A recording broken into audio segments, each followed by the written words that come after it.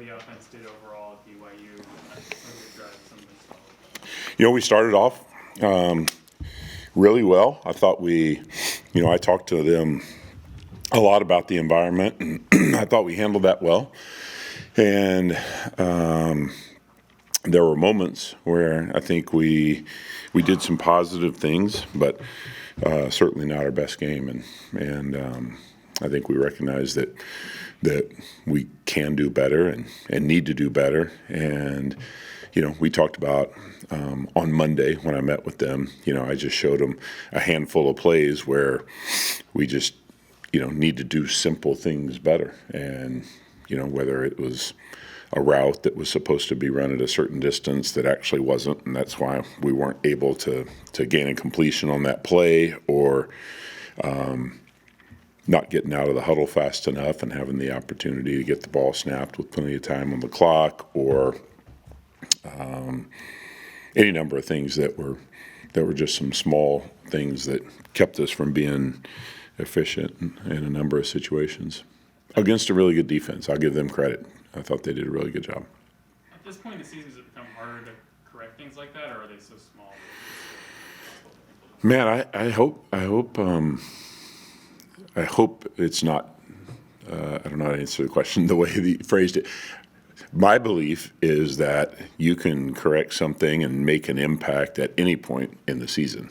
And I've been around some coaches who might say, well, it's just, we're already at game 10 or game 11, and, we'll have to fix that in the spring. No way. Or I've seen it with a certain player. Well, he's a senior, and, that's just kind of how he's always done it, and he's going to probably keep doing that. And I just don't agree with that. As long as a player is here, then it's my job to coach him and help him improve. And I can think of countless examples of guys who were in their senior years and made a lot of improvement and got better even well into that senior year. And so I think certainly the same is true for us as a group. What kind of prep and attention goes into Jalen as a punter? Going back to spring, going back to fall camp, going back to not just Jalen, but that whole unit that's going to do that when it's called? Yeah, it's something that we practice every week, and not just once a week, more than once a week. And you just you never know when something's going to be needed. There are a number of different things like that in football. Like the 6-second play. When you have 6 seconds left on the clock at the end of the game, and you can't kneel it, so you've got to burn 6 seconds, and you got to have a way to manage that 6 seconds there. And we have that, and we practice it, and it'll probably never get called this whole year, but you better have it when you need it. And so yeah, it was that. Really it's a credit to Jalen that he can do it. I've had that in I've had that on other teams that I've been a part of, but the quarterback just wasn't quite good enough that the head coach really ever trusted him to do it. And so, it's a credit to JD. For you, when you look at Travis Hunter as a quarterback, what impresses you most about his just general skill set? Well, first, it's just so impressive how hard he plays for a guy that plays as many plays as he does. I haven't seen anything like that probably since I coached high school football, and we had guys that played every snap both ways, But it's amazing to me that somebody would even think to do that, because it's so far beyond the realm of what we do now. I wonder if there are other people that are capable of doing it. We just don't ever think about it because that's not the way we do things traditionally. But super impressed with that, just his energy and competitiveness on every single down, in spite of the fact that he's playing the whole game. And then just, he's a pretty rare combination of all the things that you'd want in a corner. You take his size and his physicality and his hips and his speed and acceleration and ball skills, and that's the way you would create one.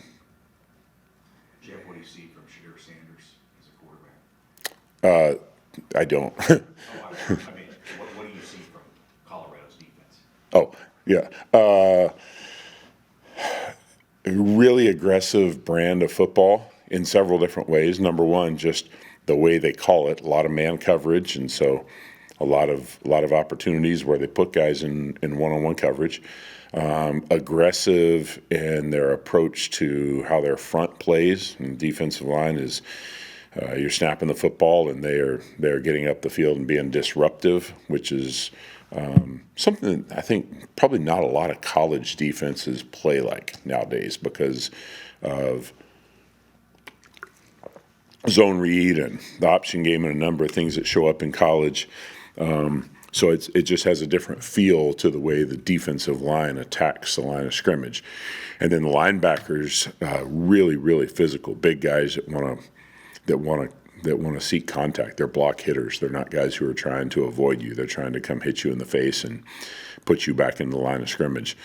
So very aggressive and certainly a challenge because they'll outnumber you in the run game by playing one high, whether it's cover one or cover three, so there's an extra guy in position to stop the run. But then a challenge to throw because they're so talented in the back end and, they're leading the conference in sacks and I think, 6th or 8th or something like that in the country as well. They are really difficult to throw the ball against because of the tight coverage and because they can heat you up with a 4-man rush. They don't have to blitz. Jeff, if LJ can't go, as Lincoln said he was questionable, who do you look to at wide receiver?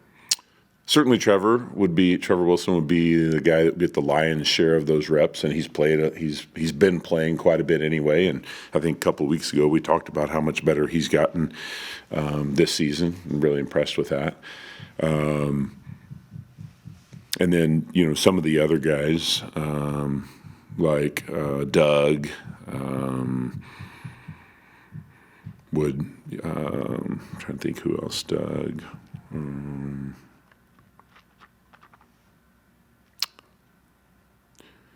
Because Torrey's been questionable for a while as well. Those two would probably be the two that would get most of those reps if he's not. But he's improving, and so I'm hopeful. I think you've talked about him plenty collectively as sort of this veteran group and senior group, but what stands out to you about the season Luke Grimm's had and just the type of player he is and what he's brought to this offense? Yeah, I said to a couple guys yesterday, just, he's that guy that sometimes you love and hate in the same day because he's so competitive. He wants the ball. He's really smart, sometimes thinks he knows better than anybody else, but that both his intelligence and competitive spirit are what make him who he is. And he's usually right. He usually is open when he says he's open. Some guys say that, and they're really not open. He actually is. And the times when he's not, he's still, as you know, finds a way to make a play most of the time anyway. And so, he's so competitive. He just, he wants opportunities. And, I like that about him. I think that's what makes him who he is. And beyond that, just how much he's improved physically. I mean, Sleeve, has talked about his difference in strength and speed, and it shows up. So I really do appreciate that. He's become a better blocker too. In the past, he's not a guy that's been a great blocker, not with his size and that sort of thing, but he's really shown a desire to do that this year, and I think that shows his selfless attitude for the team. You've got some older guys in your tight end room with Trevor Cardell and Jared Casey. Sort of, what's your process been like with those guys, and what have you seen from your seniors in that group? Yeah, and I'd put Tavita in there as well in terms of being another guy who's been playing this year and hasn't in the past, So obviously Jared's played quite a bit. Trevor limited, Tavita even more limited. But I think I would just say I'm proud of the progress that those guys have made. Guys who have been challenged because none of them have played as much as they've wanted to play. And that's because I've had to try to use 4 different guys to fill the void that we lost with Mason, I think. And each of them has a different skill set, and they've allowed me to coach them in a way I think that allows them to maximize their abilities and create a room that can help contribute to our overall production. And in most cases, it doesn't show up in a big way on the stat line. And the fact that they've been willing to do a lot of the stuff that goes unnoticed, I think is a credit to their commitment to the team.